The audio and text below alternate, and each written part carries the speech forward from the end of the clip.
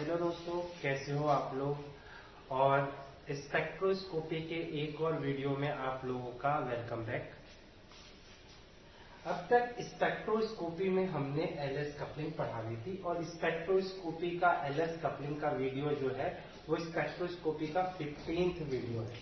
ठीक है, यानी अगर आपको एलएस कपलिंग देखनी है मेरे चैनल पे जिसका नाम है एडवांस फिजिक्स, तो आप एलएस कपलिंग स्पेक्ट्रोस्कोपी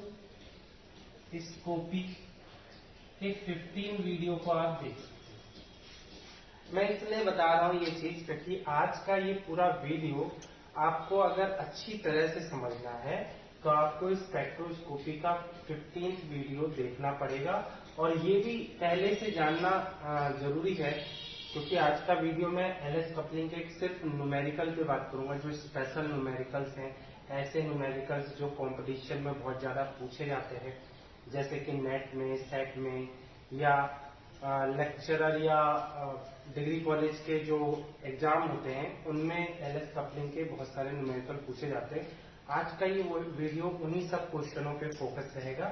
तो उसके लिए कम से कम पहले आपको एलएस कपलिंग का कॉन्सेप्ट क्लियर होना चाहिए।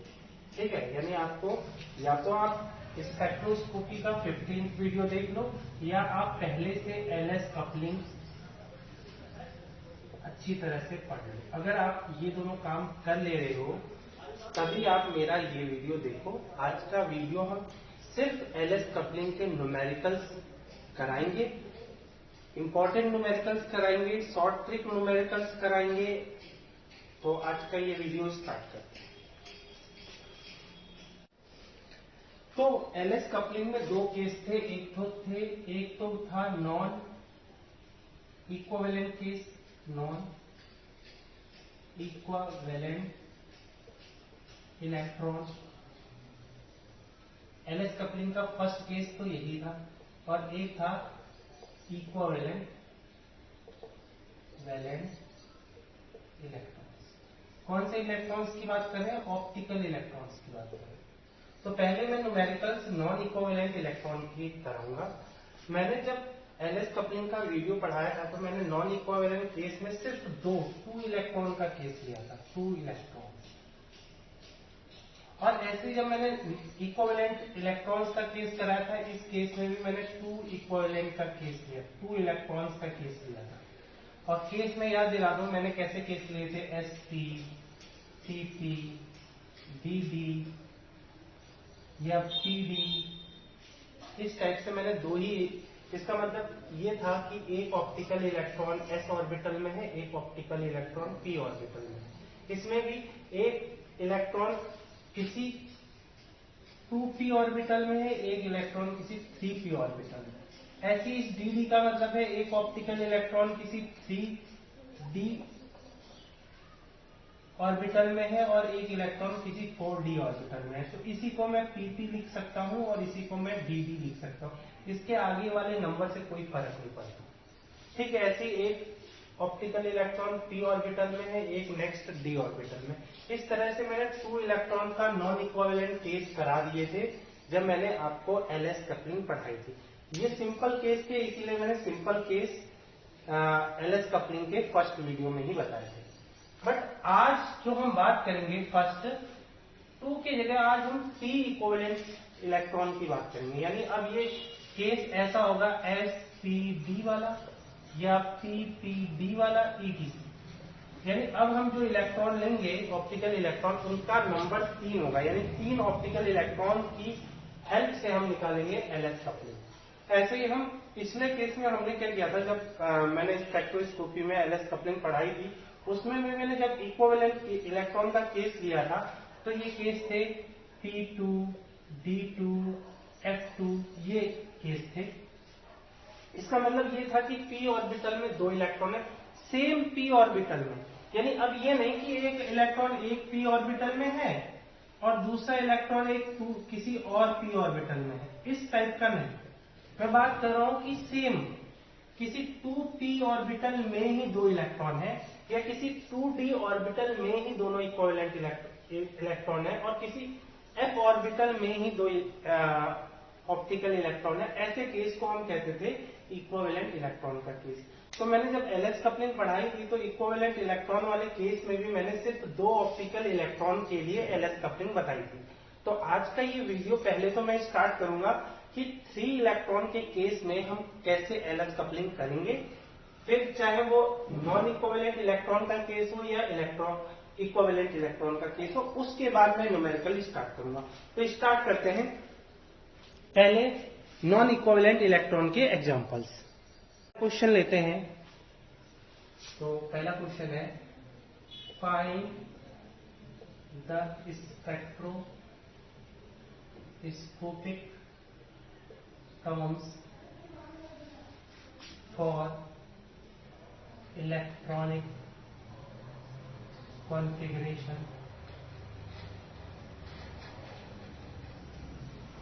electronic configuration 3d4s5 3d4s5p। ठीक है, या आप इसको ऐसे भी समझ सकते हो, मैं सिर्फ DSP ही लिख दूंगा बस। ठीक है, आगे से ये जो 3, 4, 5 है ये प्रिंसिपल क्वांटम नंबर दिखा रहा है कि थर्ड सेल का d ऑर्बिटल है, फोर्थ सेल का s ऑर्बिटल है, फिफ्थ सेल का p ऑर्बिटल है। इस तरह से ये इंफॉर्मेशन दे रहा है, बट इस केस को हम DSP भी लिख सकते हैं डायरेक्टली। तो इसकी एलएस कपलिंग, तो ये सीधे सीधे आपको ये इंडिकेट कर रहा है कि ये नॉन इक्विवेलेंट केस है। मींस एक इलेक्ट्रॉन d ऑर्बिटल में है, एक इलेक्ट्रॉन s ऑर्बिटल में है, एक इलेक्ट्रॉन p ऑर्बिटल में है। तो ये केस क्या है, नॉन इक्विवेलेंट इलेक्ट्रॉन का केस है। तो पहले एलएस कपलिंग, पहले एलएल की एसएस की कपलिंग कहते हैं। तो एक इलेक्ट्रॉन की स्पिन हाफ, दूसरे इलेक्ट्रॉन के लिए भी स्पिन क्वांटम नंबर हाफ, तीसरे इलेक्ट्रॉन के लिए भी स्पिन क्वांटम नंबर हाफ। ठीक है, तो मैंने बताया था पहले 2 स्पिन क्वांटम नंबर को ऐड करते हैं तो इसे एस डैश बोल दो। तो इन दोनों का एडिशन क्या हो जाएगा, एक बार आपको सब्सट्रैक्ट करके नंबर लिखना होगा तो सब्सट्रैक्ट करेंगे तो 0 आ जाएगा, और एक बार ऐड करके नंबर लिखना होगा। और इन दोनों के बीच में यूनिट का गैप होना चाहिए, मैक्सिमम और मिनिमम के बीच में यूनिट का गैप होना चाहिए। तो मिनिमम नंबर कब मिलेगा, जब दोनों को सब्सट्रैक्ट करेंगे तो 0, और मैक्सिमम कब मिलेगा, जब दोनों को ऐड करेंगे तो 1। इन दोनों के बीच में 1 यूनिट का गैप है। अब इस एस डैश को S3 के साथ मैं ऐड करूंगा तो S डैश इक्वल टू 0 और S3 इक्वल टू हाफ। तो ये मुझे देगा रिजल्टेंट स्पिन क्वांटम नंबर। तो ये हो जाएगा 0 में हाफ, चाहे कैसे भी ऐड कर लो आपको आना हाफ है, चाहे ऐड कर लो या सब्सट्रैक्ट कर लो आएगा हाफ। ऐसे S डैश अगर 1 हो और S3 से मैं इसे ऐड करूं तो क्या हो जाएगा, S3 की वैल्यू तो हाफ है, तो एक बार ऐड सब्सट्रैक्ट होगा तो S की वैल्यू हाफ रहेगी,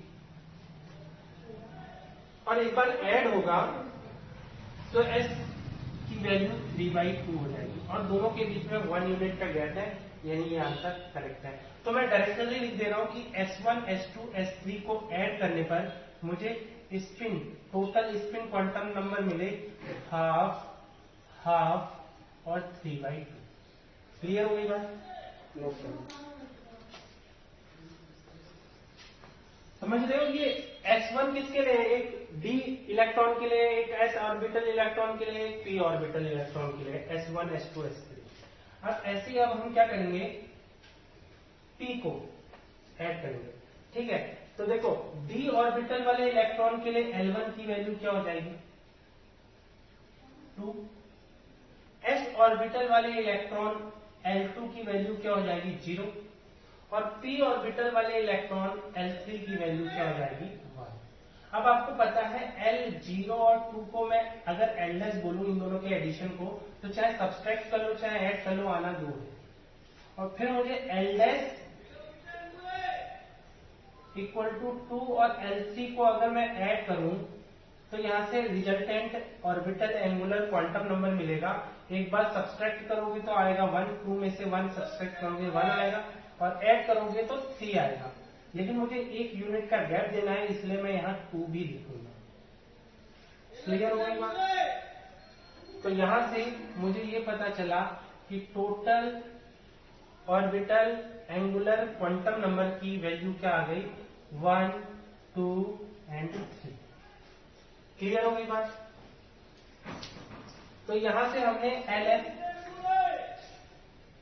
इसे कहते हैं हम स्पिन स्पिन इंटरेक्शन से टोटल स्पिन क्वांटम नंबर मिले, और इसे हम कहते हैं ऑर्बिटल ऑर्बिटल इंटरेक्शन की हेल्प से total orbital angular quantum number मिल गए। अब हमें LS कपलिंग करनी है, यानी स्पिन का एंगुलर मोमेंटम के साथ स्पिन क्वांटम नंबर का ऑर्बिटल क्वांटम नंबर के साथ कपलिंग करेंगे। तो पहले मैं S हाफ की कपलिंग किससे कर लूं? L इक्वल टू 1 से। तो यहां से मुझे मिलेगा J, एक बार सब्सट्रैक्ट करोगे तो हाफ आएगा, ऐड करोगे तो 3/2 आएगा, और दोनों के बीच में 1 यूनिट का गैप है। दिखाई दे रहा है? ठीक है। अच्छा, अब इसी S हाफ का मैं किसके साथ करूं? L इक्वल टू 1 के साथ। ठीक है, तो क्या हो जाएगा ये? L इक्वल टू 2 के साथ। तो J की वैल्यू क्या हो जाएगी? एक बार सब्सट्रैक्ट करोगे तो हो जाएगी 3/2, ऐड करोगे तो क्या हो जाएगी? 5/2, और दोनों के बीच में 1 यूनिट का गैप है। ऐसी S हाफ का मैं L3 से कपलिंग करूंगा तो क्या हो जाएगा? J इक्वल टू मिलेगा मुझे, एक बार सब्ट्रैक्ट करोगे यानी 5/2, एक बार ऐड करोगे 7/2, दोनों के बीच में 1 यूनिट का गैप है। तो इसकी स्पेक्ट्रोस्कोपिक टर्म लिख सकता हूं मैं। L इक्वल टू 1 के लिए हम P, कैपिटल P सिंबल का यूज करते हैं, और S हाफ के लिए ये फॉर्मूला होता है स्पेक्ट्रोस्कोपिक टर्म का, LG। तो 2S + 1, S की वैल्यू हाफ है तो ये हो जाएगा 2, और J की वैल्यू एक बार 1/2 है और एक बार 2P 3/2 है। इन्हीं को मैं डायरेक्टली ऐसे भी लिख सकता हूं 2P 1/2, 3/2। ठीक है, ये तरीका है लिखने का। क्लियर हो गई बात? ऐसे ही क्या मिल जाएगा मुझे? यहाँ S हाफ है, L की वैल्यू 2 है, तो ये P के जगह क्या हो जाएगा? D 2, एक बार 3/2 और 2D 5/2। या इसी को शॉर्टकट में मैं क्या लिख सकता हूँ? 2D 3/2 और 5/2। दिखाई दे रहा है? बहुत छोटा छोटा तो नहीं लिख रहा हूं, मैं बोल भी रहा हूं तो आप समझते रहना। ठीक है? अच्छा, और D L इक्वल टू 3 के लिए कैपिटल L की वैल्यू क्या हो जाती है? 3DF। तो ये हो जाएगा F 2 5/2 और 2F 7/2। इनको डायरेक्टली शॉर्ट ट्रिक में कैसे लिखूंगा? F 5/2, 7/2। क्लियर हो गई बात? अच्छा, अब मेरे को S, अब याद रखो कि ये स्पिन क्वांटम नंबर मैंने जो यूज किया है ये S के 2 वैल्यू है, यानी ये सभी 2 टाइम रिपीट करेंगे, तो इसमें मैं ब्रैकेट में 2 लिख दूं, क्योंकि ये सारी वैल्यू 2 टाइम रिपीट करेंगे, क्योंकि S हाफ 2 बार है। S क्वांटम नंबर हाफ 2 बार है, यानी एक बार इसके लिए तो दूसरी बार दूसरे के लिए, यानी दोनों ये सारे स्पेक्ट्रल टर्म 2 बार रिपीट करेंगे, तो ब्रैकेट में बड़ा 2 लिख दिया मैंने। क्लियर हो गई बात? यानी अगर मैं कहूं कि इतनी कपलिंग के लिए कितने टर्म मिले मुझे, तो ये 2, 4 और 6 का डबल कर दो तो कितना हो जाएगा? 12 स्पेक्ट्रल टर्म मिल गया। अच्छा, S इक्वल टू 3/2 को आप मुझे इसी तरह L इक्वल टू 1 से कपलिंग करनी है। ठीक है, तो क्या हो जाएगा? जैसे हम करते थे कपलिंग, तो पहले मुझे S हाफ का इन तीनों के साथ करना है, फिर S 3/2 का इन तीनों के साथ कपलिंग करनी है। तो J क्या हो जाएगा? तो सही है 1/2, 3/2 एंड 5/2, ये 3 टर्म आएंगे। क्यों? क्योंकि एक बार अगर सब्सट्रैक्ट करोगे तो आपको 1/2 मिलेगा, और ऐड करोगे तो 5/2 मिलेगा, और दोनों के बीच में 1 यूनिट का गैप बनाने के लिए 3/2 को रखना पड़ेगा। तो स्पेक्ट्रल टर्म क्या हो जाएंगे? अब S की वैल्यू 3/2 है, यहाँ रखोगे तो ये हो जाएगा 4। 2S + 1 की वैल्यू हो जाएगी 4, P 1/2, 4p 3/2, 4p 5/2। क्या मैं इसे शॉर्ट ट्रिक में कैसे लिख सकता हूँ? p हाफ 3/2 और 5/2, बीच में कॉमा लगा रहा हूँ, ठीक है। ऐसी एस 3/2 को मुझे l इक्वल टू 2 से कपल करना है, तो क्या हो जाएगा? 3/2 और 2 को हाफ करोगे तो आपको पता है j की मिनिमम वैल्यू हाफ ही आएगी, और एक बार ऐड करोगे तो j की मैक्सिमम वैल्यू क्या आएगी? 7/2 आएगी, ठीक है। यूनिट का गैप बनाओगे तो आपको 3/2 और 5/2 लिखना पड़ेगा, ठीक है। तो क्या हो जाएगा आंसर? यहाँ पे आप बनाओगे तो c के बाद d आता है 4d 1/2, 4d 3/2, 4d 5/2 और 4d 7/2, ठीक है। और इनको अगर शॉर्ट ट्रिक में इन चारों टर्म को लिखोगे तो क्या हो जाएगा? 4d 1/2, 3/2, 5/2 और 7/2, ठीक है। बीच बीच में सब्जी वाले भी आ रहे हैं तो सब्जी खरीदते रहना तुम लोग, ठीक है। गिनते रहना कौन कौन सी सब्जी आई। चलो स्टार्ट हो गया, मतलब यहाँ तक काम हो गया हमारा। एल कपलिंग के हमने सारे स्पेक्ट्रल टर्म निकाल दिए हैं, सारे नहीं, अभी एक और है 3 का। तो S इक्वल 3/2 का केस, जब L 3 से कपलिंग होगी तो J की वैल्यू क्या हो जाएगी? मिनिमम वैल्यू क्या होगी? जब सब्सट्रैक्ट करेंगे 2 3 जा 6 माइनस 3 यानी 3/2, और मैक्सिमम टर्म क्या हो जाएगा? 2 3 जा 6 प्लस 9, तो ये हो जाएगा 9/2, और 1 यूनिट का गैप देंगे तो ये हो जाएगा 5/2 एंड 7/2 आ जाएगा। तो स्पेक्ट्रल टर्म बन जाएंगे 4। अब L इक्वल टू 3 के लिए F यूज होता है, F 3/2, 4F 5/2, 4F 7/2 and 4F 9/2, ठीक है। तो इसको शॉर्ट ट्रिक में लिखेंगे तो क्या हो जाएगा? 4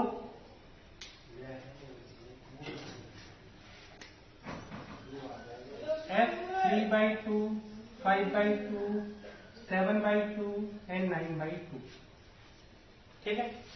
ये टोटल स्पेक्ट्रल टर्म हो गए। क्या हम इन स्पेक्ट्रल टर्म को सीरियल से या इंक्रीजिंग एनर्जी के ऑर्डर में लिख सकते हैं? बिल्कुल लिख सकते हैं, मैंने आपको समझाया भी है कि कैसे लिखते हैं। तो स्टार्ट करते हैं इंक्रीजिंग ऑर्डर में इनको लिखना, ठीक है।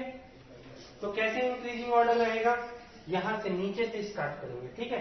तो नीचे से स्टार्ट करेंगे तो कैसे हो जाएगा? पहले एक बार बताओ, spectral term, total spectral term भी कभी कभी क्वेश्चन में पूछता है कि इस इलेक्ट्रॉनिक कॉन्फ़िगरेशन के लिए टोटल स्पेक्ट्रल टर्म कितने आए। तो आपको पता है यहां से क्या हो गया?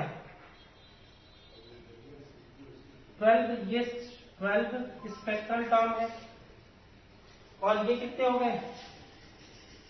8 और ये 3, तो कितना हो गया कॉम्बिनेशन? 23 स्पेक्ट्रल टर्म्स आएंगे इस इलेक्ट्रॉनिक कॉन्फ़िगरेशन स्टेट के लिए।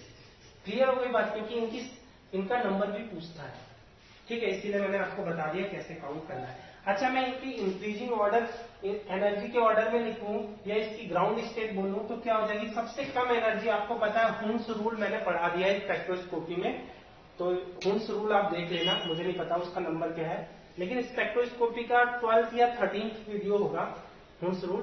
तो हुन्स रूल ये कहता है कि ग्राउंड सबसे कम एनर्जी उस स्टेट की होती है जिसका स्पिन क्वांटम नंबर हाईएस्ट हो और ऑर्बिटल क्वांटम नंबर भी हाईएस्ट हो, बट जो टोटल एंगुलर क्वांटम नंबर जो J है वो सबसे कम हो। तो सबसे हाईएस्ट एस यही है, यहाँ पे सबसे हाईएस्ट एस है, सबसे हाईएस्ट एल है, लेकिन सबसे लोएस्ट J भी है जो कि 3/2 है। तो यहीं से स्टार्ट करेंगे, तो इंक्रीजिंग ऑर्डर ये हो जाएगा 4F 3/2, यही ग्राउंड एनर्जी स्टेट है। इसी को आप ग्राउंड स्टेट बोल सकते हो क्योंकि एग्जाम में बहुत बार आता है ये ग्राउंड स्टेट क्या है। फिर उसके बाद ऐसे ही इंक्रीजिंग ऑर्डर में लिख सकते हो 4f5/2, 4f7/2, 4f9/2, फिर उसके बाद आ जाएगा 1d, 4d1/2, 4d3/2, और ये हम लिख किसके रहे हैं, कुंडस रूल के अकॉर्डिंग लिख रहे हैं, ठीक है। और उसके बाद 4d5/2 और 4d7/2, फिर इसके बाद आ जाएगा 4p1/2, 4p3/2, 4p5/2, इसके बाद ऊपर वाले टर्म 2f5/2, 2f7/2, फिर उसके बाद 2d3/2, 2d5/2, और उसके बाद 2p3/2, और उसके बाद 2p, ये 1/2, ठीक है, 1/2 एंड 3/2, ठीक है। तो हाईएस्ट एनर्जी स्टेट क्या होगी, ये है हाईएस्ट एनर्जी स्टेट, और ये हो गई ग्राउंड स्टेट। तो इस तरह से हम कैसे करेंगे, इस तरह से हम किसके लिए 3 ऑप्टिकल इलेक्ट्रॉन के लिए एलएस कपलिंग हम निकाल सकते हैं। कब, जब हमारे पास नॉन इक्विवेलेंट इलेक्ट्रॉन का केस हो। तो इसे नोट कर लो, और ऐसे ही आप, ये क्वेश्चन आपके लिए होमवर्क रहेगा। होमवर्क कौन सा, एसपीपी, इसके लिए आप घर पे खुद ही कोशिश करना कि कैसे स्पेक्ट्रल टर्म, कितने स्पेक्ट्रल टर्म्स आएंगे। इसके लिए तो 23 थे, इसके लिए आंसर जो था वो 23 स्पेक्ट्रल टर्म्स थे। आप इसके लिए बताना कितने स्पेक्ट्रल टर्म्स होंगे। और एक और क्वेश्चन नोट कर लो, पीपीडी, ठीक है, इस स्टेज 2 एग्जाम्पल्स आप और कर लेना। ऐसे ही सेम तरीके से आपको करना है, ठीक है, और कुछ ज्यादा नहीं है इसमें, ठीक। तो नोट कर लो इसको, और ये दोनों एसपीपी और पीपीडी के एग्जाम्पल आप कर लेना। अब हम बात करते हैं इक्विवेलेंट इलेक्ट्रॉन का केस।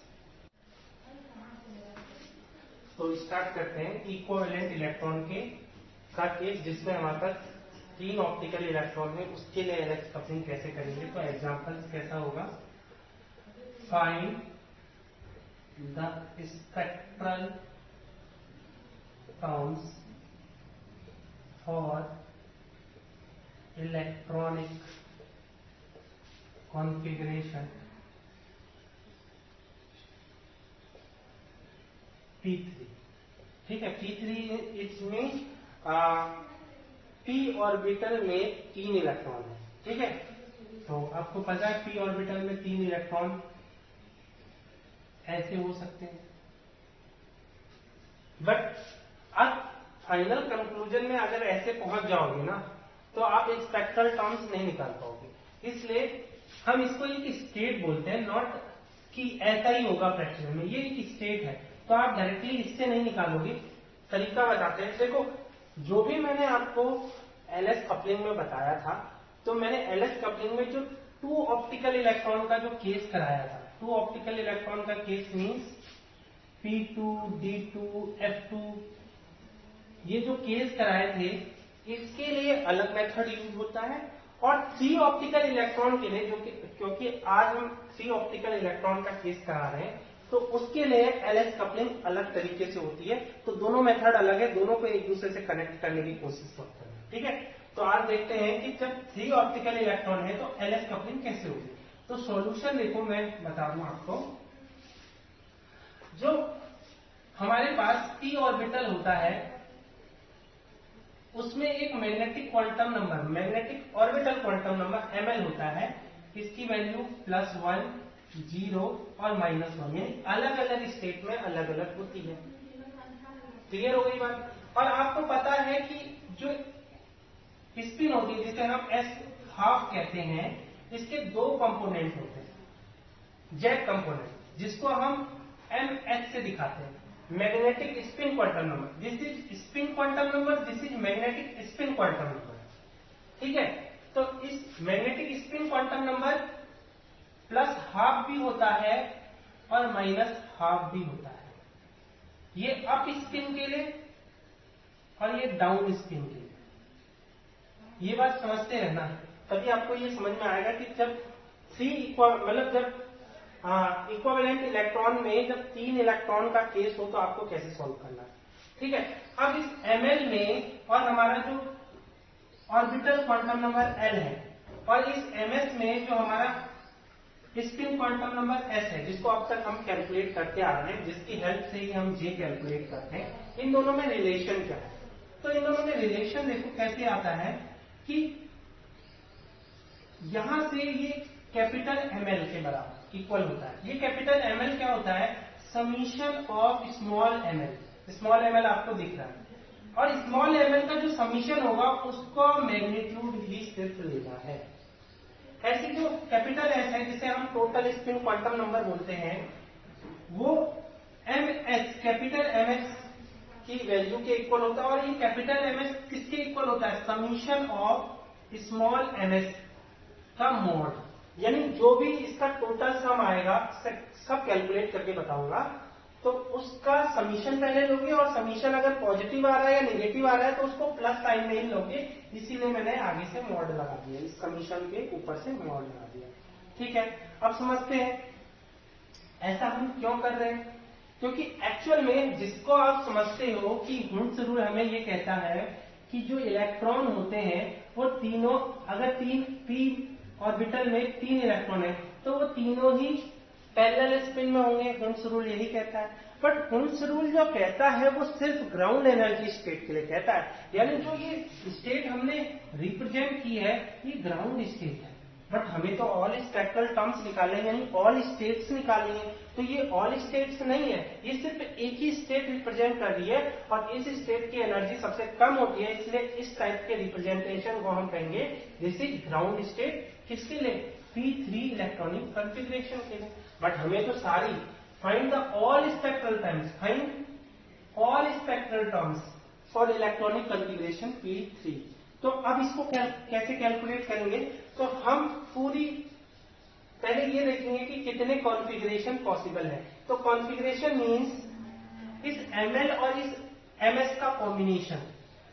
ठीक है, कहने का मतलब देखो, अगर ये ml की वैल्यू देखो, समझाता हूं कैसे ml और ms की वैल्यू डिसाइड होती है। ml की वैल्यू इसके लिए +1 -1 सॉरी +1 0 -1। ठीक है, अगर मैं कहूं इस इलेक्ट्रॉन के लिए ml की वैल्यू क्या है तो आप कहोगे +1 है। और मैं कहूं इसी इलेक्ट्रॉन के लिए ms की वैल्यू क्या है तो आप कहोगे +12 है। क्लियर हो गई बात। अगर यही इलेक्ट्रॉन ऐसे ना होता, डाउन होता, आपको क्या पता कि इलेक्ट्रॉन कैसे है भाई, हमें नहीं पता, हमें बिल्कुल नहीं पता कि इलेक्ट्रॉन कैसे रह सकता है। अगर इलेक्ट्रॉन डाउन स्पिन में है तो इसी इलेक्ट्रॉन के लिए ms की वैल्यू -12 होगी। क्लियर हो गई बात।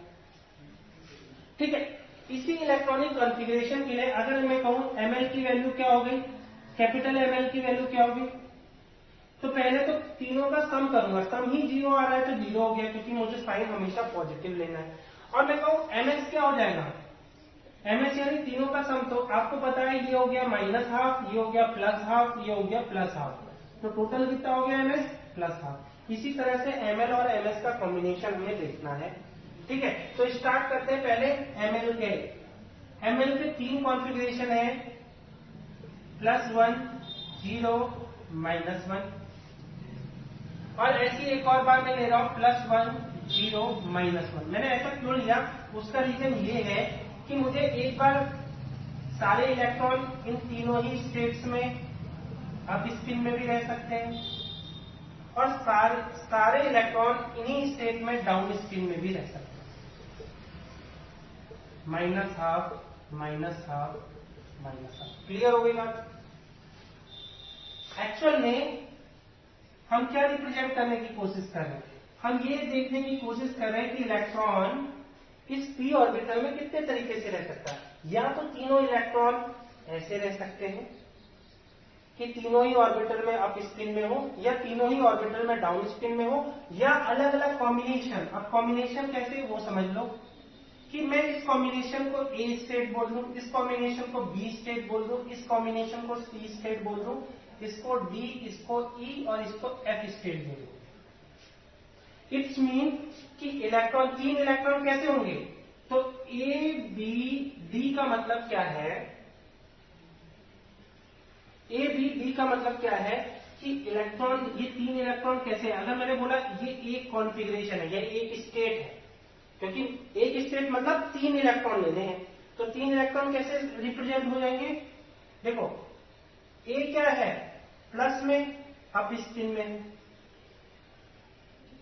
बी में अप स्पिन में है, ठीक है, ये आपको पता है ना, +1 है, इसका 0, इसके माइनस है, तो ए के लिए +½ है, बी के लिए +½ है, लेकिन डी के लिए क्या हो गया, +1 की जगह -½ ही है। यानी ये कॉन्फ़िगरेशन हमें ये शो कर रहा है कि इलेक्ट्रॉन, दो इलेक्ट्रॉन +1 ऑर्बिटल, +1 ml वैल्यू में है, अप डाउन दोनों स्पिन में है, और एक इलेक्ट्रॉन, यानी ऐसे कॉम्बिनेशन हमें लेने हैं।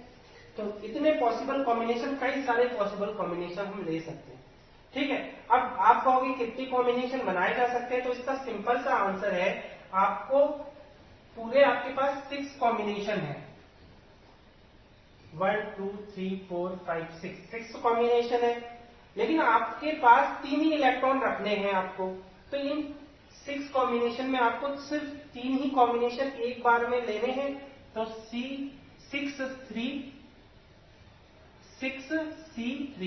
तो ये क्या हो जाएगा आपका, आपको पता है कॉम्बिनेशन कैसे, कॉम्बिनेशन का फॉर्मूला कैसे लिखते हैं,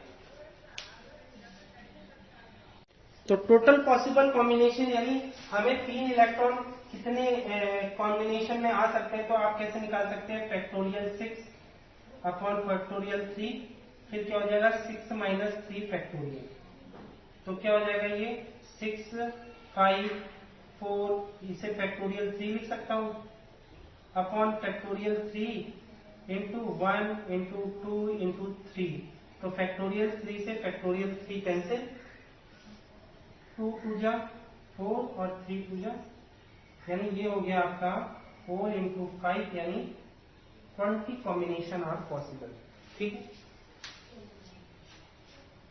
बट हमें इन सारे कॉम्बिनेशन को मेंशन नहीं करना है, बस हमें आंसर चाहिए। तो बस मैं ये बता रहा था इतनी कॉम्बिनेशन पॉसिबल है। अगर मैं 3 इलेक्ट्रॉनों को इस p ऑर्बिटल में रखने के मेथड देखूं, तो मेरे पास कितने मेथड है, 20 मेथड्स।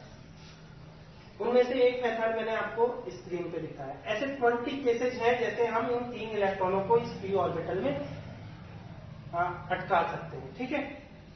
लेकिन प्रॉब्लम क्या है कि हम ये इनको अगर सॉल्व करने बैठेंगे तो बहुत लंबा जाएगा, इसलिए हम शॉर्टकट ट्रिक यूज करते हैं। हम क्या करेंगे, हम सिर्फ रिजल्ट देखेंगे कि ml की वैल्यू कितनी आ सकती है, ठीक है। तो देखो ml की वैल्यू, सिंपल सी बात है, ये कॉन्फ़िगरेशन जो p ऑर्बिटल का हमें ये शो करता है कि ml की वैल्यू 0 भी हो सकती है। अगर इन तीनों को एक ही बार में ऐड कर दूं, या तीनों इलेक्ट्रॉन इस सिचुएशन में है, तो तीनों का ही ml कैलकुलेट होगा, तो इसका भी ml +1 है, इसका 0 है, इसका -1 है, यानी टोटल ml की वैल्यू क्या आ गई, 0 आ गई। इससे ये पता चलता है कि L की वैल्यू एक 0 भी होगी। अच्छा, ऐसी ml की वैल्यू 1 भी आ सकती है, कब, जब मैं 2 इलेक्ट्रॉन एक ही ऑर्बिटल में डालूं, ठीक है, और एक इलेक्ट्रॉन यहां आ जाए, तो इसके लिए तो स्मॉल ml की वैल्यू क्या हो गई, 0, इसके लिए +1 हो गई, ठीक है। तो इसके लिए, इस कॉन्फ़िगरेशन के लिए मैं आपको बताऊं कि ml की वैल्यू 2 होगी। मैं 1 कॉम्बिनेशन दिखाता हूं, ठीक है। यानी इसका कॉम्बिनेशन तो सीधा सीधा ऐसा हो गया, सबके लिए अलग अलग केस बना देता हूं कि ऐसा कब आपको मिलेगा, जब तीनों ही इलेक्ट्रॉन ऐसे हों या डाउन स्पिन में, ठीक है। अच्छा, ml की वैल्यू 1 हो सकती है कब, जब आपका 2 इलेक्ट्रॉन इस जीरो में हो और एक इलेक्ट्रॉन या तो यहां हो या एक इलेक्ट्रॉन यहां। क्लियर हो गई बात? इन दोनों ही केस में ये +1 ये -1, ये +1 ये -1। तो आप ml का मॉड करोगे जब इसका ml का मतलब क्या है, कैपिटल ml का मतलब क्या है, स्मॉल ml का सम और फिर मॉड लगा दो। तो इसका सम क्या हो जाएगा, ये तो 0 है, इसके लिए +1 है तो मॉड क्या हो जाएगा 1, और इसके लिए ये 0 है तो यानी एक ही नंबर मिलेगा -1, तो मॉड करोगे तो +1। तो l की वैल्यू एक क्या आ सकती है, एक 0 आ सकती है, एक 1 आ सकती है, और एक क्या आ सकती है 2 आ सकती है, 2 से ज्यादा नहीं आ सकती। तो ml की वैल्यू 2 किस कंडीशन में आ सकती है, तो यहां से l की वैल्यू, कैपिटल L की वैल्यू 2 कब हो सकती है, जब ये दोनों ही इलेक्ट्रॉन एक 1 ऑर्बिटल में हो जाए या एक ऐसे ऑर्बिटल में हो जाए। क्लियर हो गई बात? क्योंकि यहां पे इसके लिए +1 है, 0 -1, तो 2 इलेक्ट्रॉन ml +1 में है, इसका मतलब ml की वैल्यू 2 हो जाएगी। दिखाई देगा? ठीक है। तो आपको क्या केस लेने हैं, कितनी पॉसिबल ml की वैल्यू आ रही है। तो ml की वैल्यू सबसे पहले आपको जब मल्टी इलेक्ट्रॉन एटम का केस सॉल्व करना है, वो भी इक्विवेलेंट इलेक्ट्रॉन के केस का, तो आपको ml की वैल्यू आपको कैसी देखनी है, कितनी पॉसिबल वैल्यू है। तो ml की 0 पॉसिबल वैल्यू है, ml की 1 पॉसिबल वैल्यू है, ml की 2 पॉसिबल वैल्यू है। जो ml कैपिटल ml की वैल्यू होती है उसी को हम l ही कहते हैं, यानी ऑर्बिटल क्वांटम नंबर। तो ऑर्बिटल क्वांटम नंबर यहां मेरे पास 3 आ रहे हैं। ठीक है, तो इसको मैं मिटा दूं।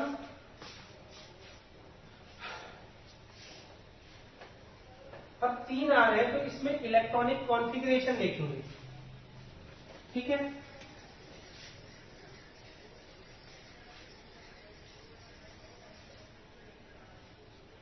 तो फॉर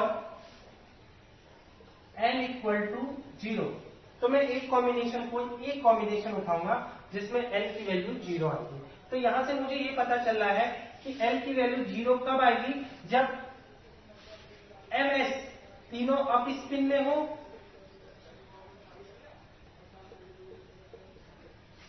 ठीक, या तीनों डाउन स्पिन में हो। इनको मॉड कर देता हूं। ठीक है, तीनों डाउन स्पिन में हो तो तीनों क्या हो जाएगा -1/2, यानी क्या हो जाएगा ये 3/2, यानी ms की वैल्यू 3/2 है, इसका मतलब s की वैल्यू 3/2 है। तो पहला केस क्या हो गया, फॉर l = 0, कैपिटल S की वैल्यू क्या हो जाएगी 3/2, यहां से j की वैल्यू क्या मिल जाएगी 3/2। तो एक स्पेक्ट्रल टर्म क्या हो गया, मान ले S4 3/2। मैंने 4 क्यों लिखा, क्योंकि फॉर्मूला होता है 2s + 1 lj। तो 2s की वैल्यू 3/2 है, तो 2s + 1 की वैल्यू 4 हो जाएगी, और j की वैल्यू 3/2 है, और l = 0 है, इसका मतलब कैपिटल S स्टेट में है। क्लियर हो गया? तो ये हमारा पहला स्पेक्ट्रल टर्म से स्पेक्ट्रल टर्म फर्स्ट निकला। अच्छा, अब फॉर l = 1, मेथड थोड़ा लंबा है लेकिन कर भी क्या सकते हैं, इससे भी लंबा बुक में है लेकिन वो मैं कराना नहीं चाहता था, इसीलिए मैंने अपना बना दिया एक नया मेथड। तो इसको आप सॉल्व कर सकते हो, आंसर करेक्ट आएगा। ठीक है, l = 1 की सिचुएशन देख लो पहले। एक ये सिचुएशन है, ठीक है, जिसमें ml की वैल्यू 1 आई थी। तो इसमें मैं कहूं स्पिन कितना आएगा, तो स्पिन आएगा हाफ। अब देखो यहां से ऐड करोगे तो देखो, पहले मैं यहां करके दिखा देता हूं। ms की वैल्यू क्या हो जाएगी, एक इलेक्ट्रॉन के लिए +½ है, एक इलेक्ट्रॉन के लिए +½ है, और थर्ड इलेक्ट्रॉन के लिए -½ है। मैं इस केस की बात कर रहा हूं। ठीक है, तो कुल मिला के मेरे पास क्या हो गया, इसका मैं मॉड करूंगा तो +½ आ जाएगा, यानी यही तो s होता है स्पिन क्वांटम नंबर। इसका मतलब n = 1 के लिए स्पिन क्वांटम नंबर क्या आ गया, हाफ। तो यहां से j क्या हो जाएगा, j हो जाएगा ये 1/2 और 3/2। तो आंसर क्या हो जाएगा, हमारे स्पेक्ट्रल टर्म आएगा 2p 1/2 2p 3/2। क्लियर हो गई बात? ये दूसरा स्पेक्ट्रल टर्म आ गया, इसे मैं मिटा दूं। अच्छा, अब थर्ड एल की पॉसिबल वैल्यू क्या है? 2। For L equal to 2 S की वैल्यू कितनी आएगी? तो इसका एक पॉसिबल कॉम्बिनेशन मैंने लिखा है ऐसा। तो यहां पे भी आपको पता है कि 2 अप में है, एक डाउन स्पिन में है, तो टोटल स्पिन क्वांटम नंबर क्या हो जाएगा? 1/2। तो यहां से जे कितना आ जाएगा? जे हो जाएगा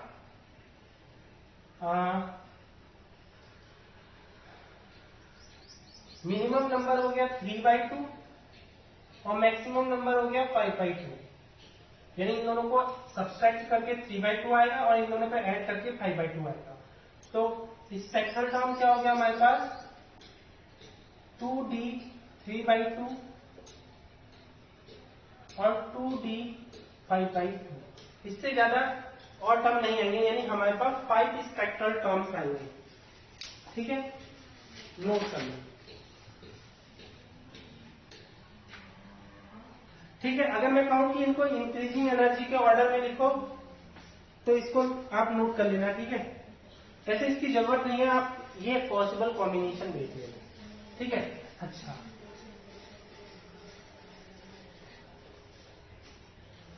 अब ये देखो कि हुंस रूल क्या कहता है? हुंस रूल, तो एक्चुअल में हुंस रूल ये कहता है कि maximum H has minimum energy, maximum L has minimum energy, maximum, फिर आते हैं maximum L J has maximum energy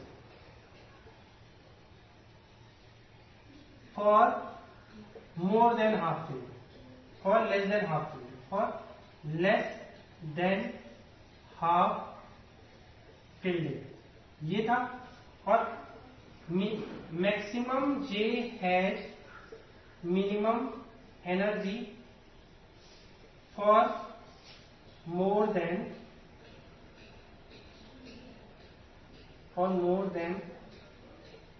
half period.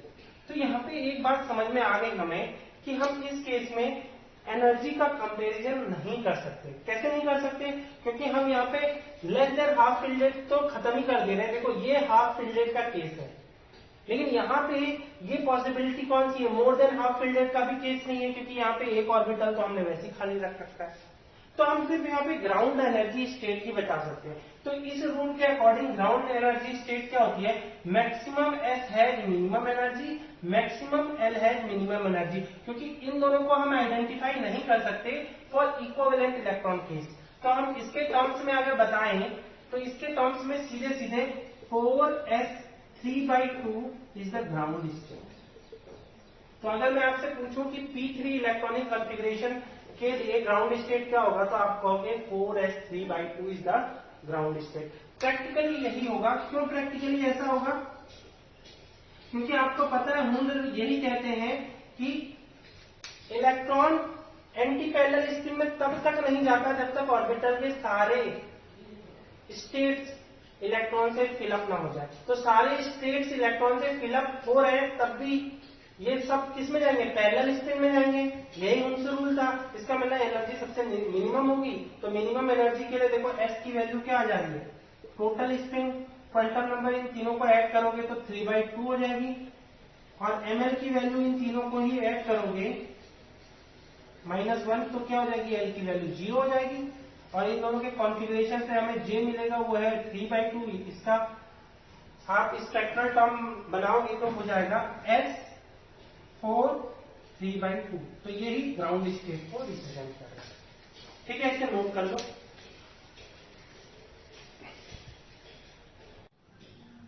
तो अब बात करते हैं equivalent plus non equivalent case की। ऐसा भी केस एग्जाम में आ सकता है, कंपटीशन एग्जाम में भी आ सकता है और यूनिवर्सिटी के एग्जाम में भी आ सकता है। देखते हैं ऐसा क्वेश्चन दिखता कैसा है। तो क्वेश्चन है find the all spectral terms for electronic configuration क्या कॉन्फ़िगरेशन था 4p2.5s ठीक है, ये कॉन्फ़िगरेशन है 4p2.5s। तो मैं आज जितने भी केस करा रहा हूं स्टार्टिंग में वो 3 ऑप्टिकल इलेक्ट्रॉन के केस है। तो 4p2 ये बता रहा है कि 2 ऑप्टिकल इलेक्ट्रॉन p ऑर्बिटल में है और 1 ऑप्टिकल इलेक्ट्रॉन 5s ऑर्बिटल में है, यानी टोटल ऑप्टिकल इलेक्ट्रॉन क्या है इस कॉन्फ़िगरेशन में 3 इलेक्ट्रॉन है। तो ऐसे केस को हम अब तक मैंने नहीं बताया है एलएफ कपलिंग में कि ऐसे केसेस को कैसे डील करना है, तो आज का ये वीडियो ये भी बताएगा। तो स्टार्ट करते हैं। तो सबसे पहले हमें p2 कॉन्फ़िगरेशन के सारे स्पेक्ट्रल टर्म्स निकालने हैं, ठीक है। तो p2 कॉन्फ़िगरेशन के सारे स्पेक्ट्रल, अब आपको ये बता दूं ये इक्विवेलेंट केस है, याद रखना इक्विवेलेंट केस। अब ये एक इक्विवेलेंट केस है तो क्या होगा इसमें, जैसे हम सॉल्व करते थे 2 इक्विवेलेंट इलेक्ट्रॉन का केस, तो कैसे सॉल्व करेंगे, s1 हो जाएगा हाफ, s2 हो जाएगा हाफ, तो टोटल s क्या हो जाएगा, इसे टोटल s डैश कहते हैं, ठीक है। तो ये हो जाएगा 0 and 1, ठीक हो गई बात। ऐसे इसका L1 क्या हो जाएगा 1, L2 क्या हो जाएगा 1। अगर जिनको ये S1 L1 समझ में नहीं आ रहा है, इसका मतलब आप लोगों ने स्पेक्ट्रोस्कोपी का 15th वीडियो जो LS कपलिंग का बेसिक कॉन्सेप्ट क्लियर करता है वो नहीं देखा होगा, तभी आपको इन टर्म्स का मतलब समझ में नहीं आ रहा होगा। तो आप देख लेना, अदरवाइज आपको समझ में नहीं आएगा, ठीक है। तो कैपिटल L की वैल्यू क्या हो जाएगी, इन दोनों को ऐड करने से, सब्सट्रैक्ट करने से 0 मिलेगा, ऐड करने से 2 मिलेगा, और 1 यूनिट का गैप दोगे तो 0 1 2 आ जाएगा। अब आपको मैं बता दूं कि ये क्या बताता है, आपको इक्विवेलेंट के केस में E1 को E1 के साथ ऐड करना है और ऑड को ऑड के साथ ऐड करना है, ये मैंने सिखाया था। तो यहां से J क्या आ गया 0 और S डैश 0, L डैश 2, तो J क्या हो जाएगा 2, ठीक है। वैसे हमें इसको नहीं करना है, ये मैं बाद में बताऊंगा, बस आपको पहले E1 E1 कॉम्बिनेशन लेना है। तो ये दोनों कैसे कॉम्बिनेशन हो गए, E1 E1 कॉम्बिनेशन, ठीक है। मैं पहले ही बोल दे रहा हूं, जो ये दोनों केस हो गए ये है E1 E1 केस। जब मैंने एलएस कपलिंग के रूल बताया होगा तब मैंने ये बताया होगा, ठीक है। तो यहां से अगर मैं इनका स्पेक्ट्रल टर्म बनाने की कोशिश करूं तो ये हो जाएगा 1s और इसका क्या हो जाएगा टर्म। अब यहाँ J नहीं करना है, J हम तब कंबाइन करेंगे जब इस तीसरे इलेक्ट्रॉन का भी स्पिन और ऑर्बिटल हम ऐड कर पाए, इसीलिए मैं डायरेक्टली इसके बाद J कैलकुलेट नहीं कर रहा हूं। तो यहां से क्या हो जाएगा P1P, ठीक है। ये दोनों स्पेक्ट्रल टर्म हो गए। अब इसके बाद ऑड और कॉम्बिनेशन देखना है, तो S डैश इक्वल टू 1 और L डैश इक्वल टू 1, तो यहां से क्या मिल जाएगा मुझे, यहां से मिल जाएगा मुझे ये, सॉरी L डैश 2 है तो ये S3, ये D हो जाएगा, ठीक है। और यहां पे क्या हो जाएगा P और S इक्वल टू 1 के लिए ये हो जाएगा 3, ठीक है। ये कैसे लिख रहा हूं, देखो 2s प्लस 1l इतना ही लिख रहा हूं, J की वैल्यू इसमें अप्लाई नहीं कर रहा हूं। तो S1 की वैल्यू क्या है, ये S डैश है, ये L डैश है, तो S डैश की वैल्यू 0, तो 2s डैश प्लस 1 यानी 1, और L की वैल्यू क्या हो गई 0 के लिए S आ गया, और ऐसी S डैश की वैल्यू 0, तो S डैश की वैल्यू यहाँ 0 अप्लाई करोगे तो 1 आएगा, और L डैश की वैल्यू 2 है तो D आ गया। ऐसे यहाँ L डैश की वैल्यू 1 है तो P आ गया, और S डैश की वैल्यू 1 है तो 2s डैश प्लस 1 की वैल्यू 3 आ गई, ठीक है। इतना काम करना है पहले आपको, ठीक है। इतना नोट कर लिया तो मैं मिटा रहा हूं। तो इन दोनों कॉम्बिनेशन से डायरेक्टली मुझे 3 स्पेक्ट्रल टर्म मिले हैं, 1s 1d और 3p। क्लियर हो गई बात। इनको नोट करने के बाद हम क्या करेंगे, इसको इस थर्ड इलेक्ट्रॉन से कंबाइन करने की कोशिश करेंगे। तो ये थर्ड जो इलेक्ट्रॉन है, जो 5s का इलेक्ट्रॉन है, इसके इलेक्ट्रॉन के लिए s क्या हो गया, हाफ। तो क्या मैं इसे कैपिटल S डबल डैश बोल सकता हूं, क्योंकि एक इलेक्ट्रॉन के लिए स्पिन जो होगा वही टोटल स्पिन होगा। और ऐसे ही मैं इसका L बोलूं, स्मॉल l क्या होगा 0, तो इसे मैं L डबल डैश बोल दूं। अब इसको अप्लाई करेंगे, ठीक है। तो यानी सबसे पहले मैं क्या कर दूं, 1s, जो ये 1s है, इसको मुझे किससे ऐड करना है, प्लस s ऑर्बिटल से ऐड करना है। तो मैं बताऊं कैसे ऐड करना है। देखो, इसके लिए सबसे पहले आप l लिखोगे, तो l dash, l single dash 0 है, s सिंगल डैश 0 है, l सिंगल डैश 0 है इसके लिए, अभी मैंने बताया था। और s सिंगल डैश, यानी इसी से मैं l और s इसके लिए निकाल रहा हूं। अब इसके लिए l डबल डैश 0 है, s single dash, s double dash क्या है, हाफ है।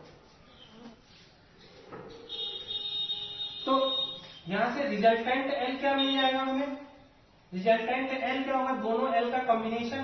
तो 0 0 चाहे ऐड हो सब्सट्रैक्ट हो 0 ही आएंगे। अब s डैश और s डबल डैश का कॉम्बिनेशन, 0 में हाफ ऐड कर लो चाहे सब्सट्रैक्ट कर लो, आना हाफ है। तो यहां से j की वैल्यू क्या हो जाएगी, दोनों को मैंने ऐड करके ये नंबर लिखे हैं, ठीक है, इन दोनों को मैंने ऐड करके ये नंबर लिखे हैं। तो क्या हो जाएगा, j की वैल्यू हाफ। तो इसके लिए स्पेक्ट्रल टर्म क्या बन जाएगा, s, l इक्वल टू 0 के लिए s हाफ के लिए क्या हो जाएगा, यही है 2s प्लस 1 का फॉर्मूला lj, ठीक है। तो l 0 है, इसका मतलब s आ जाएगा 2s प्लस 1, s हाफ के लिए क्या हो जाएगा 2, और j की वैल्यू हाफ। तो ये पहला स्पेक्ट्रल टर्म है, नोट कर लो। तो अब हम कंबाइन कर रहे हैं, तो यही हमारा रिजल्टेंट फर्स्ट स्पेक्ट्रल टर्म है। अब ऐसे में क्या करूंगा, 1d को इस s ऑर्बिटल से जोड़ने की कोशिश करूंगा। 1d को मैं अब इस s ऑर्बिटल से जोड़ूं, तो 1d के लिए आपको पता है l डैश की वैल्यू क्या हो गई 2, s डैश की वैल्यू क्या हो गई 0, इस s के लिए l की वैल्यू, l डबल डैश की वैल्यू 0 और s डबल डैश की वैल्यू हाफ। तो इन दोनों को जब मैं ऐड करूंगा, तो l 2 0 से ऐड होगा, तो आपको पता है 2 0 में ऐड कर लो या सब्सट्रैक्ट कर लो, आना 2 है। और ऐसी हाफ को 0 से ऐड कर लो या सब्सट्रैक्ट कर लो, आना हाफ ही है। यहां से j की कितनी वैल्यू मिल जाएगी, एक बार सब्सट्रैक्ट करोगे तो 1 बाई कितना मिलेगा 3/2, और ऐड करोगे तो 5/2, यानी यहां से दो स्पेक्ट्रल टर्म मिल रहे हैं। कौन कौन से होंगे वो, d 2 3/2 और 2d 5/2, ये दो स्पेक्ट्रल टर्म मिल रहे हैं। और लास्ट जो स्पेक्ट्रल, ये 3p है, उसको भी s ऑर्बिटल से जोड़ना है। तो ये 3p के लिए l डैश की वैल्यू है 1, s डैश की वैल्यू है 1। क्लियर होगी बात। ये 3 तभी आता है जब s की वैल्यू 1 होती है, तो s डैश की वैल्यू 1 होती है। इसके लिए l की वैल्यू है, l डबल डैश की वैल्यू है 0 और s डबल डैश की वैल्यू है हाफ। तो ऐड होके दोनों क्या हो जाएंगे, 0 को 1 से ऐड करोगे तो आपको पता है 1 ही आने वाला है, और s 1 को हाफ से ऐड करोगे तो s की दो वैल्यू आएंगी यहाँ पे, एक हाफ आ जाएगी ऐड सब्सट्रैक्ट करके, और एक 3/2 हो जाएगी ऐड करके। तो यहां से मुझे j की दो वैल्यू मिलेंगी, जब l इक्वल टू 1 और s equal to half add होगा तो j की क्या होंगी वैल्यू 1/2 एंड 3/2, और ऐसी l इक्वल टू 1 और s इक्वल टू 3/2 का जो कॉम्बिनेशन होगा तो j की वैल्यू आएगी एक 1/2, 3/2 और 5/2। 5/2 जब इन दोनों नंबर को ऐड करोगे 3/2 प्लस 1 तो 5/2 आएगा, और 3/2 माइनस 1 1/2 आ जाएगा। तो ये पॉसिबल कॉम्बिनेशन है, और इनके लिए स्पेक्ट्रल टर्म्स क्या हो जाएंगे 2p 1/2, 2p 3/2, और इसके लिए स्पेक्ट्रल टर्म क्या हो जाएगा 4p, ये 3/2 था इसीलिए यहाँ 4 आ गया, 4p 1/2 4p 3/2 और 4p 5/2। तो कितने स्पेक्ट्रल टर्म्स आ गए? देखो 1 एंड 2, तो टोटल 3 हो गए, 3 और 2 5 हो गए, और 5 और 3 8 स्पेक्ट्रल टर्म्स आर गिवन। तो यानी आपके इस कॉन्फ़िगरेशन के लिए हमारे पास 8 स्टेट्स हैं या 8 स्पेक्ट्रल टर्म्स आ रहे हैं। ठीक है,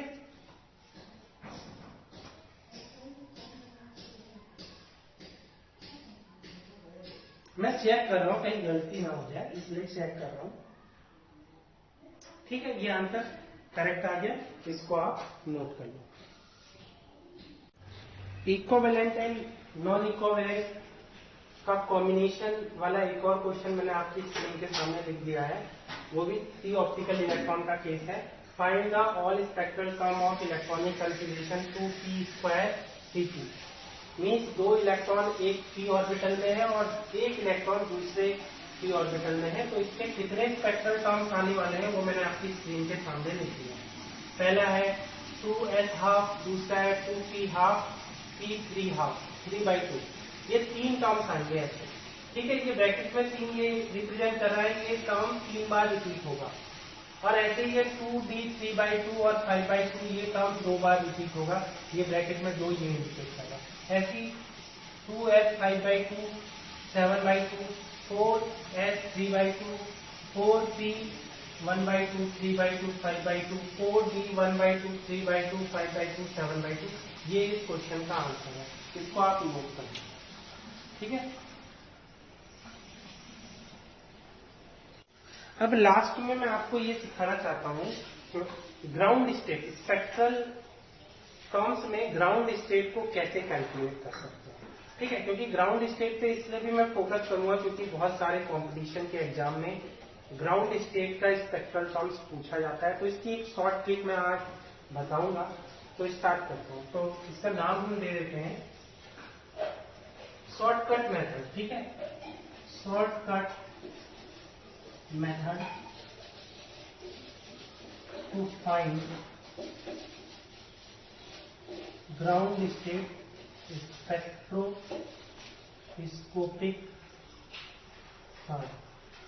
क्योंकि ये ग्राउंड स्टेट बहुत ज्यादा पूछी जाती है कंपटीशन वाले एग्जाम में। ठीक है, वैसे जो एमएससी या क्या कहते हैं किसी यूनिवर्सिटीज के एग्जाम के लिए जितने भी क्वेश्चन थे वो मैंने करा दिए हैं, बट शॉर्ट ट्रिक मेथड की हेल्प से हम बताएंगे कि कैसे किसी कॉन्फ़िगरेशन की डायरेक्टली ग्राउंड स्टेट हम निकाल सकते हैं।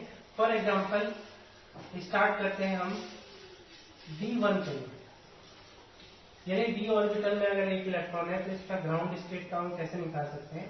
तो आपको d ऑर्बिटल बनाना है। ठीक है, यहाँ पे स्मॉल ml की वैल्यू लिख देनी है, क्या होती है +2 +1 0 -1 -2। और एक इलेक्ट्रॉन ऐसे ही होगा। हुंड का रूल आप अप्लाई करोगे इसमें। हुंड का रूल कहता है कि इलेक्ट्रॉन सारे पैरेलल स्पिन में जाएंगे तब तक जब तक सारी स्टेट फिलअप नहीं हो जाती, और जब सारी स्टेट फिलअप हो जाएंगी उसके बाद जो इलेक्ट्रॉन नेक्स्ट जाएगा वो एंटी पैरेलल स्पिन में जाएगा। यानी जब तक स्टेट खाली है तब तक सारे इलेक्ट्रॉन पैरेलल स्पिन में ही रखने हैं। ठीक है, तो पैरेलल स्पिन में है, तो इसके लिए मैं कहूं कैपिटल ml की वैल्यू क्या हो जाएगी, समीशन ऑफ ml। तो एक ही तो l है, ml है, वो है +2, तो इसका मॉड करूं तो 2 हो जाएगा। तो इसी को हम कैपिटल 2l बोलते हैं। और स्पिन क्या है, s +½ है। तो यहां से j की वैल्यू क्या हो जाएगी, एक बार सब्सट्रैक्ट करोगे तो क्या आ जाएगी 3/2 आ जाएगी, ऐड करोगे तो 5/2 आ जाएगी। तो 2 स्पेक्ट्रल टर्म मिलेंगे। l = 2 के लिए हम क्या यूज करते हैं d, और s½ के लिए क्या हो जाएगा, देखो स्पेक्ट्रल टर्म क्या होता है 2s + 1 lj। तो s = ½ के लिए क्या हो जाएगा 2, और j की वैल्यू एक है 3/2 और एक है 2d 5/2। अब मैं कहूँ इनमें से ग्राउंड स्टेट क्या है, तो आप कहोगे less than half period. Hund's rule क्या कहता है, जे लोअर जे के लिए एनर्जी भी लोअर होती है। तो जे की वैल्यू देखो सारे क्वांटम नंबर तो दोनों में सेम है, ये 2d है, यहाँ पे भी 2d है, जे ही डिफरेंट है। तो हुंस रूल ये कहता है कि जे की कम वैल्यू के लिए एनर्जी भी स्पेक्ट्रल टर्म की कम ही होती है। तो जे की वैल्यू कहाँ कम है? 3/2 के केस में कम है, यानी this represent ground state. Clear हो गया? नोट कर लो। अच्छा, इसी के पैरेलल में हम एक और केस डिस्कस करते हैं। एग्जाम्पल सेकेंड, इसे D9 बोल देते हैं, यानी D ऑर्बिटल में 9 इलेक्ट्रॉन है। तो इस केस में स्पेक्ट्रल टर्म ग्राउंड स्टेट का क्या होगा?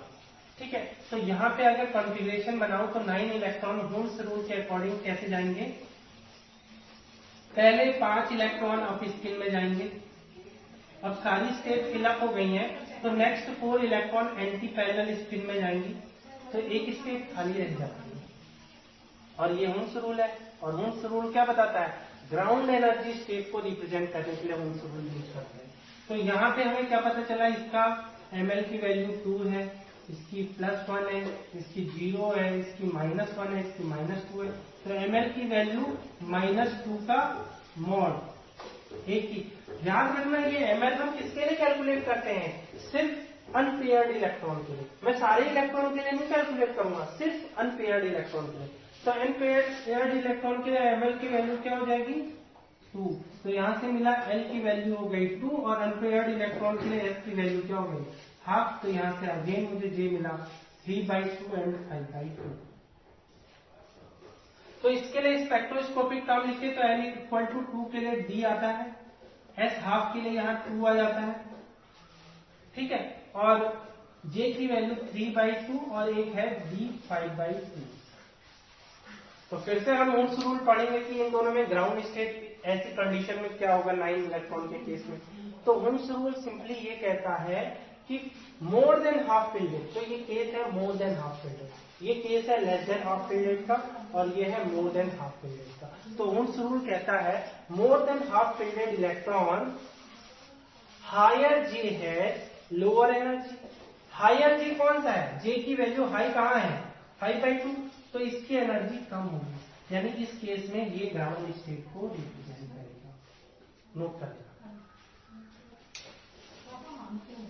ठीक है, एक और एग्जांपल करते हैं।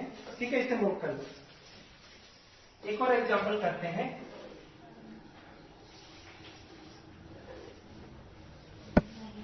D2 का, D2 के लिए ग्राउंड एनर्जी स्टेट दिया, तो ऑर्बिटल स्टेट बना दें हुंस रूल के अकॉर्डिंग। तो क्या हो जाएगी? 2 इलेक्ट्रॉन पैरेलल स्पिन में जाएंगे। L की वैल्यू आपको पता है, इसके लिए +2 होती है, इसके लिए +1 होती है, 0 +, -1 एंड -2। ठीक है, तो मैं कैपिटल ML निकालूंगा, तो आपको पता है summation of optical electron, summation of value of ML for optical electron, और इसका मॉड तो क्या हो जाएगा? +2 + 1 का मॉड यानी 3। तो L की वैल्यू हो गई 3। MS की वैल्यू क्या हो गई? +12 +12, दोनों आप स्पिन में है, तो क्या हो जाएगा? 1। तो मैं कह सकता हूं S की वैल्यू क्या हो गई? 1। तो यहां से J की वैल्यू क्या हो जाएगी? J की वैल्यू होगी, एक बार सब्सट्रैक्ट करोगे तो 2 आएगी, ऐड करोगे तो 4 आएगी। ठीक है, तो फिर स्पेक्ट्रल टर्म क्या हो जाएंगे? PDF।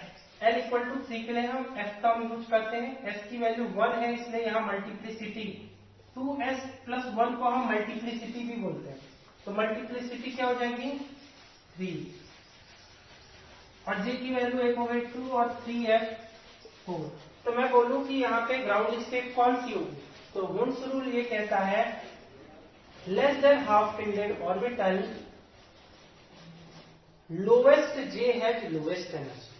तो लोवेस्ट J कौन सा है? ये, तो इसकी एनर्जी लोवेस्ट होगी। तो ये है ग्राउंड स्टेट। नोट कर लो।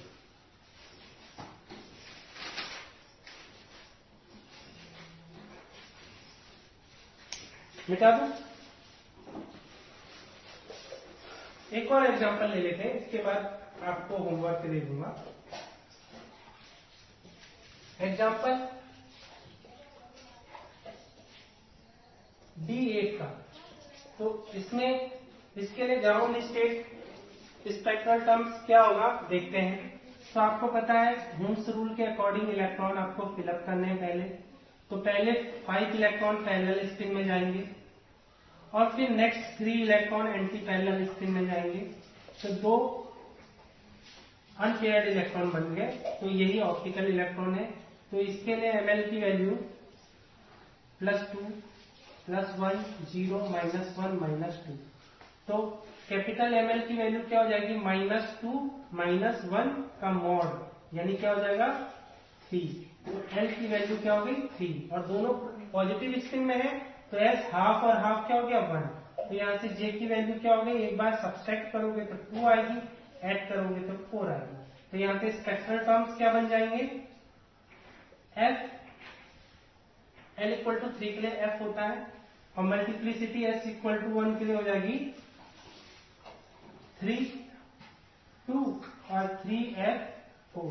तो अब बताओ यहाँ पे ग्राउंड एनर्जी स्पेक्ट्रोस्कोपिक टर्म कौन सा होगा। तो ग्राउंड स्टेट का टर्म हुम्स रूल के अकॉर्डिंग क्या होता है कि मोर than half fielded case minimum J has maximum energy and maximum J has minimum energy. तो मैक्सिमम J यही है 4। तो ये जो है वो ग्राउंड स्टेट को रिप्रेजेंट करेगा। ठीक है, आपके लिए होमवर्क दे देता हूं। ऐसे ही आप मुझे D3 और D7 के लिए ground state spectroscopic term calculate करें। D3 D7 ऐसी P2 और P4 इनके लिए भी शॉर्ट ट्रिक से spectral ground state spectral term calculate करोगे। मैं आंसर लिख दे रहा हूं। इसका आंसर है 4F। D3 का आंसर है 4F3/2। इसका आंसर है D7 का 4F9/2 4F9/2। इन दोनों का आंसर बता दिया। इन दोनों का आंसर आप लोग निकाल देना। ठीक है, मैं मिटा रहा हूं, उतार लो फटाफट। अब बात करते हैं एक लास्ट स्पेशल केस की जिसका नाम है spectral terms for completely fielded orbital. यानी अब अगर मेरे पास जो ऑर्बिटल है वो कंप्लीटली फिल्डेड है तो उसके लिए स्पेक्ट्रल टर्म्स क्या होंगे। तो सबसे पहले बात कर लेते हैं S2 की। आपको पता है S ऑर्बिटल में 2 ही इलेक्ट्रॉन आ सकते हैं। अब ये दोनों एक स्टेट में आ रहे हैं, इसका मतलब ऐसा नहीं कि इनके सारे क्वांटम नंबर अलग है। फर्स्ट इलेक्ट्रॉन के लिए क्वांटम नंबर जो 4, ये फर्स्ट इलेक्ट्रॉन है, इसके लिए चारों क्वांटम नंबर क्या हो जाएंगे। अगर मैं बोलूँ ये 2s2 का इलेक्ट्रॉन है तो n = 1, l = 0, ml की वैल्यू 0 और ms की वैल्यू 12। ये चारों क्वांटम नंबर। और ऐसे ही मैं कहूँ सेकेंड इलेक्ट्रॉन के लिए n की वैल्यू 0, n की वैल्यू 2 है। सॉरी, यहाँ 2 के होने की वजह से इसकी वैल्यू 2। l = 0, ml की वैल्यू 0, mx की वैल्यू -1 क्योंकि वो डाउन स्ट्रीम है जो ये सेकेंड इलेक्ट्रॉन है। तो ऐसा नहीं कि दोनों इलेक्ट्रॉनों के सारे क्वांटम नंबर एक है। पाउली का एक्सक्लूजन प्रिंसिपल यही था कि कभी भी जो फर्मियॉन्स होते हैं या जो इलेक्ट्रॉन्स होते हैं वो एक ही क्वांटम स्टेट में नहीं रह सकते। दो या दो से ज्यादा फर्मियॉन एक ही क्वांटम स्टेट में नहीं रह सकते। ये पाउली एक्सक्लूजन प्रिंसिपल था। बट हमें बात करनी है कि S2 यानी कंप्लीटली फिल्डेड S ऑर्बिटल के लिए स्पेक्ट्रल टर्म क्या होगा। तो हमें बात क्वांटम नंबर की भी नहीं करनी है, हमें स्पेक्ट्रल टर्म की बात करनी है। तो यहां से ml की वैल्यू बताओ तो ये 0 होगी। तो यहां से मैं कैपिटल ml निकालूं तो समीशन ऑफ ml होगा। तो ml तो 0 ही है दोनों इलेक्ट्रॉन का, तो क्या हो जाएगा 0। ठीक है, तो यहां से हमें ये भी पता चला जो हमारा ऑर्बिटल क्वांटम नंबर n है वो 0 है दोनों इलेक्ट्रॉनों, मतलब इस स्टेट का। ऐसी ms बोलूं मैं तो ms आपको पता है summation small ms, capital ms equal to summation of small ms, और ये मोड लगा देना बाहर से। तो आपको पता है क्या हो जाएगा, पहले इलेक्ट्रॉन के लिए प्लस हाफ है, दूसरे इलेक्ट्रॉन के लिए माइनस हाफ है, मोड करोगे तो 0 आ जाएगा, यानी plus half minus half add होंगे तो 0। तो यहां से हमें पता चलेगा कैपिटल S 0 है। तो N0 S0, तो N0 और एंड S0 के लिए J क्या हो जाएगा 0। तो स्पेक्ट्रल टर्म क्या बनेगा, L0 के लिए हम यूज करते हैं S, तो फॉर्मूला देख लो 2s + 1 Lj। तो 2s + 1 s इक्वल टू 0 की वैल्यू पुट करोगे तो ये क्या हो जाएगा 1, और j की वैल्यू क्या है 0। तो यानी S2 इलेक्ट्रॉनिक कॉन्फ़िगरेशन के लिए स्पेक्ट्रल टर्म है 1g 1s0। और याद रखना इसकी सिर्फ एक ही स्टेट पॉसिबल है, ऐसा नहीं कि इस स्टेट के लिए कई सारे स्पेक्ट्रल टर्म्स हैं जिनमें से मैंने एक ही निकाला है, ऐसा बिल्कुल नहीं है। इलेक्ट्रॉन को s ऑर्बिटल में 2 इलेक्ट्रॉनों को रखने का सिर्फ एक ही मेथड है, वो यही है, इसीलिए इसकी एक ही स्पेक्ट्रल स्टेट है, वो ये है। क्लियर हो गई बात, इससे ज्यादा तरीके ही नहीं है, इसीलिए इसकी स्पेक्ट्रोस्कोपिक स्टेट ज्यादा नहीं है, सिर्फ एक है, और वो एक अप एक डाउन स्पिन में जब इलेक्ट्रॉनों को पुट करेंगे तब जाके ये स्पेक्ट्रोस्कोपिक स्टेट आएगी, और उसका आंसर 1s0 है। क्लियर हो गई बात, नोट कर लो। चलो अब बात करते हैं, ये पहला s ऑर्बिटल था जो कंप्लीटली फिल्डेड था। अब p ऑर्बिटल में कंप्लीटली फिल्डेड करने के लिए 6 इलेक्ट्रॉनों को यूज करना पड़ेगा। तो आपको पता है 6 इलेक्ट्रॉन कैसे रहेंगे, 3 पैरेलल स्पिन में और 3 एंटी पैरेलल स्पिन में। तो यहां से ml की वैल्यू क्या हो जाएगी, इन दोनों के लिए +1, बीच वाले दोनों के लिए 0 और साइड वाले दोनों के लिए -1। तो मैं कहूं जो कैपिटल ml है वो क्या होता है summation of small ml mod में। तो देखो पहले 2 इलेक्ट्रॉनों के लिए +1 दूसरे 2 इलेक्ट्रॉनों के लिए 0 0 और तीसरे साइड के 2 इलेक्ट्रॉनों के लिए -1 इन सबको ऐड करोगे तो आएगा 0।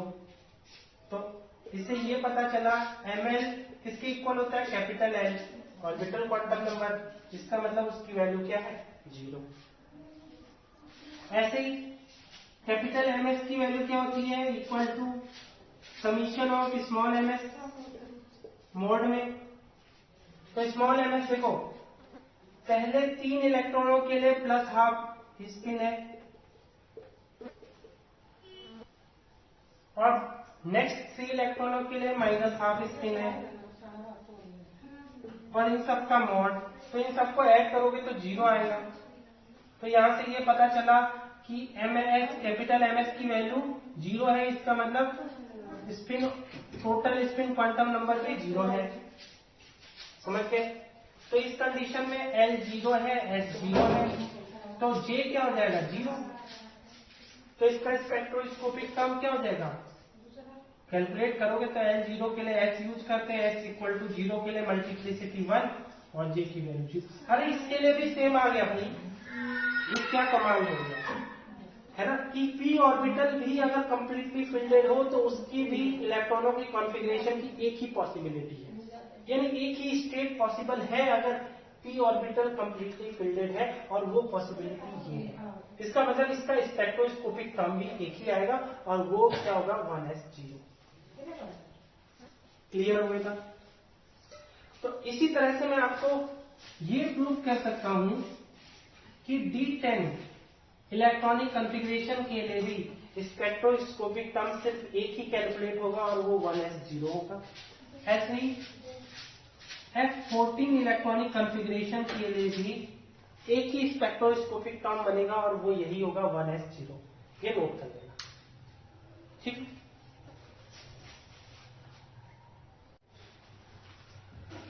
तो दोस्तों ये वीडियो ऑलरेडी बहुत लंबा हो चुका है अब, तो अगले वीडियो में हम बात करेंगे JJ कपलिंग की, और कंपटीशन में आने वाले मोस्ट इंपॉर्टेंट न्यूमेरिकल्स जो एलएस कपलिंग और जीजे कपलिंग से आते हैं। तो इस वीडियो में इतना ही। Okay bye.